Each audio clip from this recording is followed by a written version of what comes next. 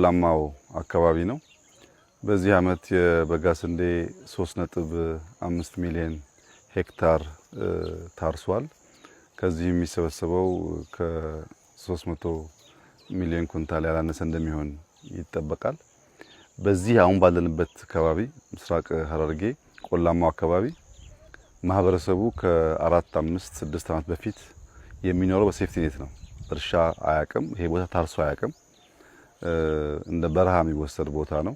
ከዚያም ቀደም ብሎ በርካታ ግጭት የሚደረግበት ብዙ ሰው ያለቀበት አካባቢ ነው።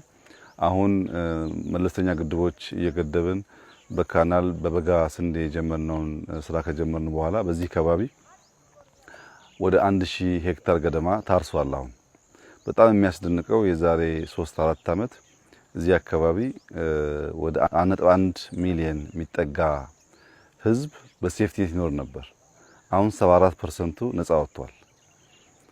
የቀረውን 26% በሚቀጥሉት ማክሲመም 2 አመታት ነፃ እናውጣ ብለው እየሰሩ ነው ያሉት እና ከተረጂነት ወጥተን የኛን ሀብት ተጠቅመን ራሳችን መመገብ የምንችልበት ጅማሮ ስራ በጣም ፍሬ እያፈራ ካለባቸው አካባቢዎች አንዱ ምስራቅ ሐረርጌ ነው። ዛሬ ያየነውም ዘ ሆል ቫልዩ ታርሷል። ስንዴው ለአጨዳ ደርሷል።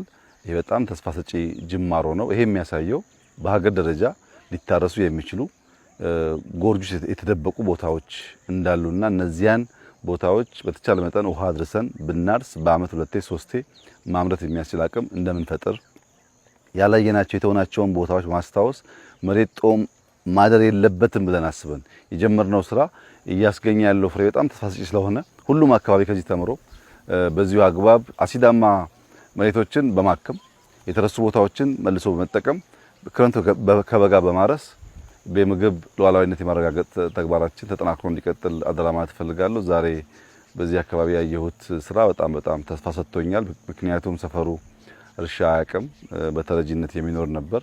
ራሱ አርሶ ራሱ መግቦ ከተረጂነት ነፃ ለመውጣት የሚደረገው ጥረት ትክክለኛ ነፃ የመሆን ነፃነትን የማወጅ ጉዞ ሂደት አካል አድርጌ ስለምወስደው ሁሉም የኢትዮጵያ ማህበረሰብ በቂ ቦታ አለን፣ በቂ ውሃ አለን። መትጋት መስራት ማየት ከቻል ኢትዮጵያ መርዳት የሚገባት ሀገር አይደለችም። ራሷን መገብ ትችላለች። ይህንን ስራ አጠናክረን እንድንቀጥል አደራ ማለት እፈልጋለሁ።